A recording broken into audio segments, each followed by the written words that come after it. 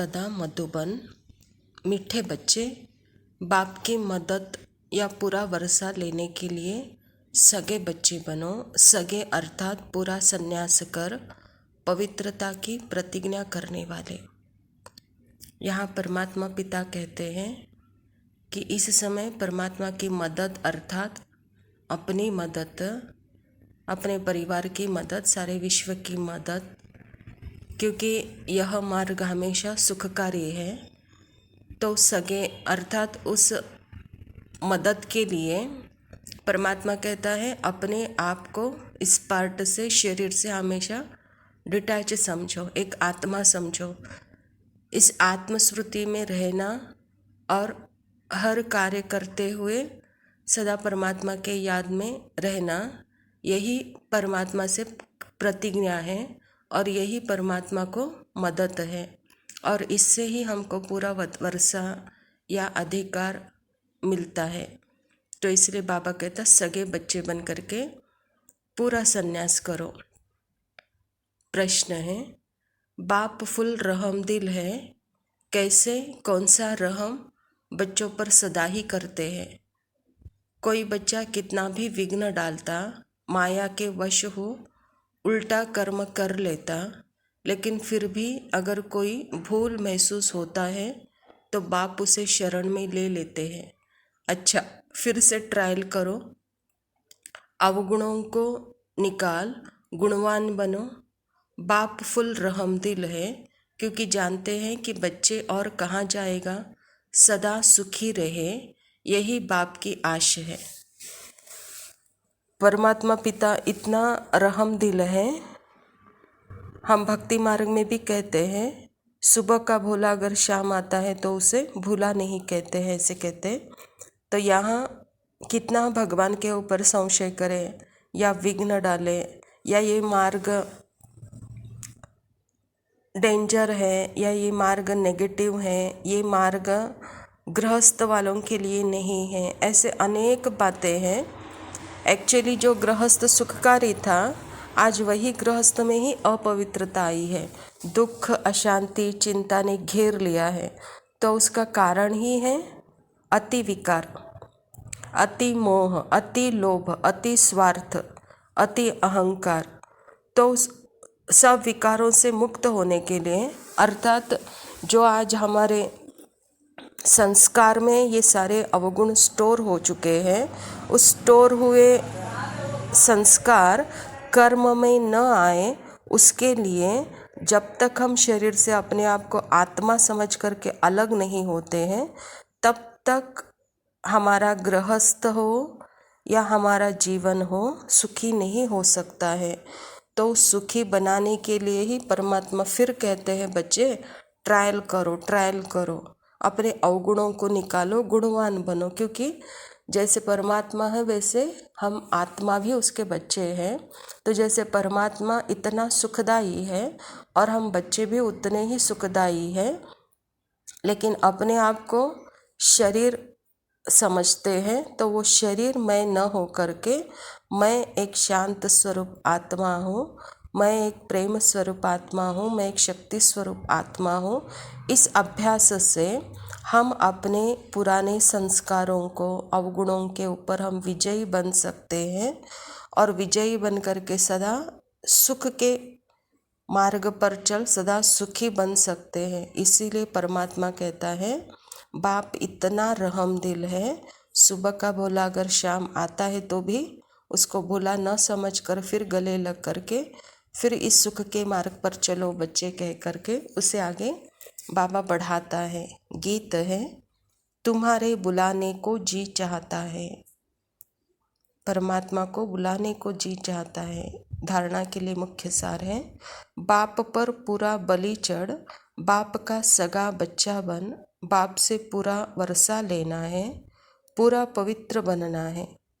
बलि चढ़ना अर्थात ही जहाँ मैं मेरा है उसको परिवर्तन करना। मैं आत्मा और मेरा एक बाबा। पहले मैं अपने को शरीर समझती थी, मेरा इस सारी शरीर के साथ जो भी जुड़ा हुआ है, संबंध है, ये दुनिया है, ये नाम मान शान जो कुछ उसको मेरा समझते थे। लेकिन अभी मैं आत्मा शांत स्वरूप और मेरा मात्र परमात्मा, तो परमात्मा का जिससे जुड़ा हुआ है वो सब मेरा है। तो इसीलिए इसको ही बलि कहा जाता है, और ऐसा बलि को ही परमात्मा पवित्र कहते हैं, और ऐसे बच्चे को ही पूरा वर्षा मिल सकता है। दूसरा पॉइंट है, अपने को दर्पण में देख भूतों को निकाल गुणवान बनना है। बाप की मुरली सुन धारण कर औरों को करानी है। अपने गुणों को देखो, अपने मन के दर्पण ज्ञान के दर्पण में अपने आप को चेक करो कि मैं गुणवान हूँ या अवगुण मेरे में भरे हुए हैं। अगर अवगुण है तो वहाँ देहाभिमान है। पुराना मैं अभी मिटा नहीं, पुराने जगह पर नया मैं अर्थात मैं आत्मा, यह संपूर्ण अनुभूति हम नहीं कर रहे हैं। इसीलिए बार बार ज्ञान दर्पण में अपना मुख देखो, वहाँ भूत तो नहीं है। अगर भूत दिखाई दे रहे हैं तो हमारा अभ्यास अभी संपूर्ण नहीं है, अभ्यास में अभी हम परिपूर्ण नहीं बने हुए हैं। तो हमको उतने ही स्पीड से वो अभ्यास हमको बढ़ाना होगा कि मैं आत्मा हूँ, आत्मा हूँ, आत्मा हूँ। बस आत्मा हूँ बोल के रटना नहीं है, अंदर जा कर के उस शून्य शक्ति जो आत्मा शांत है उस खोज में हमको रहना होगा। तो जब हम उसके संपूर्ण अनुभूति में डूबे हुए होंगे तब मैं कौन हूँ अपने आप को हम पहचान सकते हैं। और जब अपने आप को पहचानते हैं तो वहाँ गुण और शक्तियों के सिवा और कुछ वहाँ दिखाई ही नहीं देता। इतने सुंदर हमारे गुण हैं क्योंकि मैं परमात्मा की संतान हूँ, और जो परमात्मा की संतान है वह दूसरों को भी परमात्मा पिता की याद दिलाते हैं। वरदान है, परमार्थ के आधार पर व्यवहार को सहज बनाने वाले भाग्यवान भव, आत्मा भव।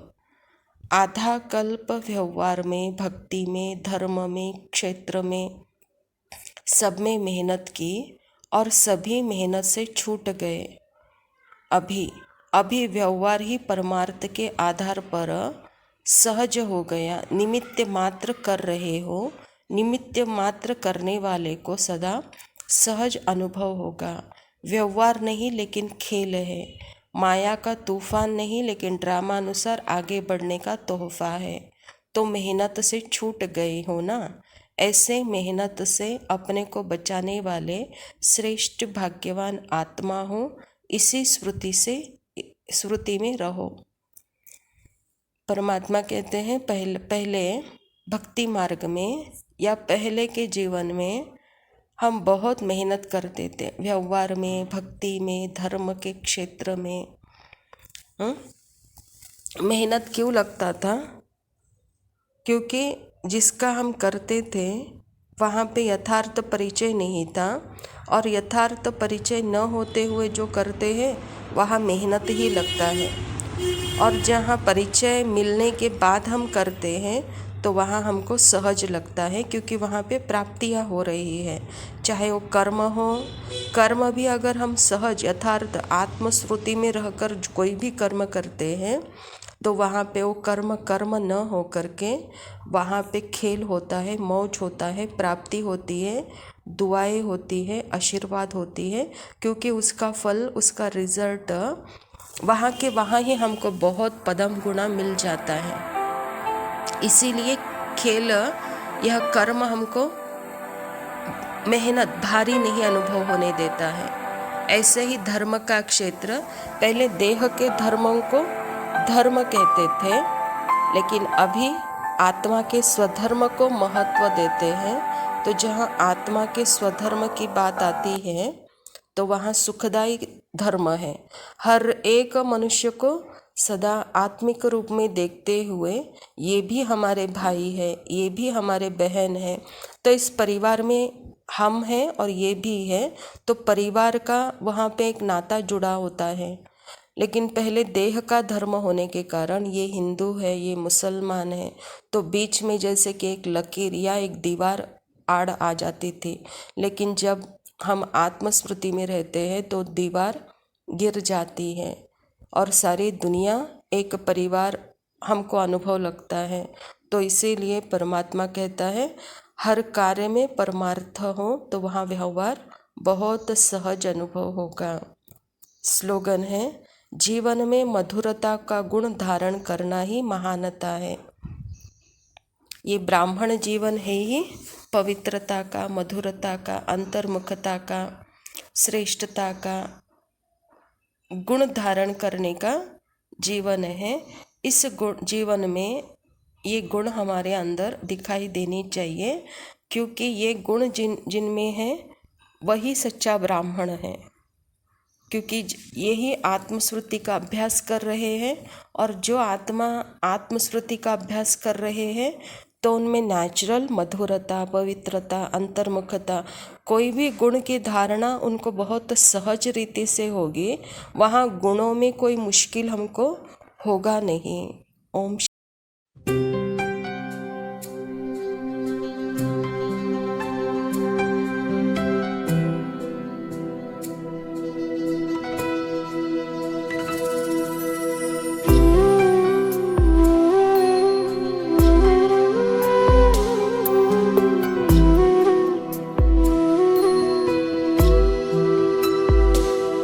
जब तुमसे मन जुड़ जाता है, आनंद अलौकिक पाता है।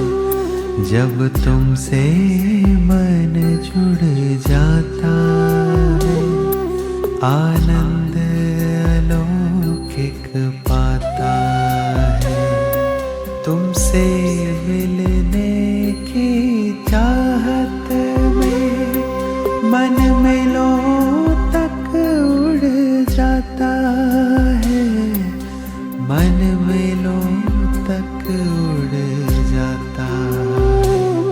जब तुमसे मन जुड़ जाता है, आनंद अलौकिक पाता है।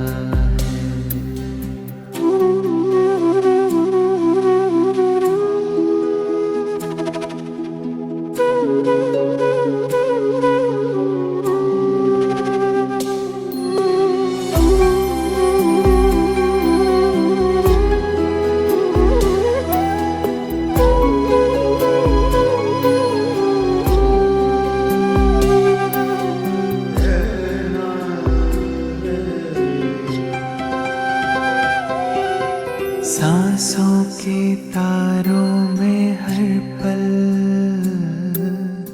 बजता तेरा गीत निरंतर। सांसों के तारों में हर पल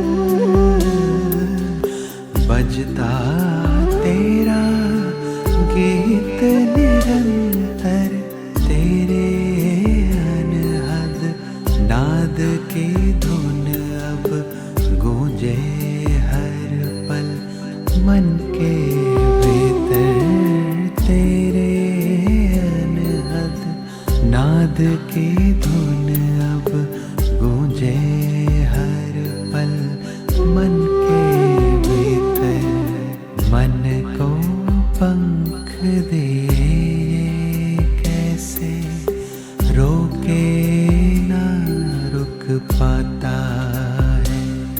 इस मन को पंख दिए कैसे रोके ना रुक पाता है। तुमसे मिलने की चाहत में मन मेलों तक उड़ जाता है। मन मेलों तक उड़ जाता है।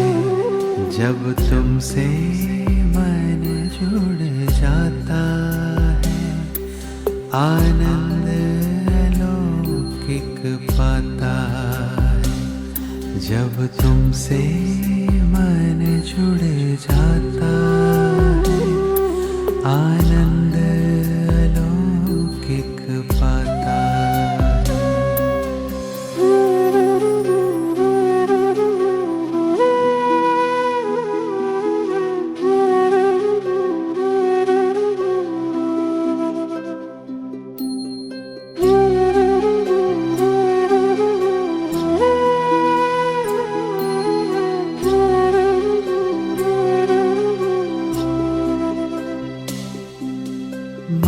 की मृग तृष्णा भटक गई थी कांटों के इस जंगल में।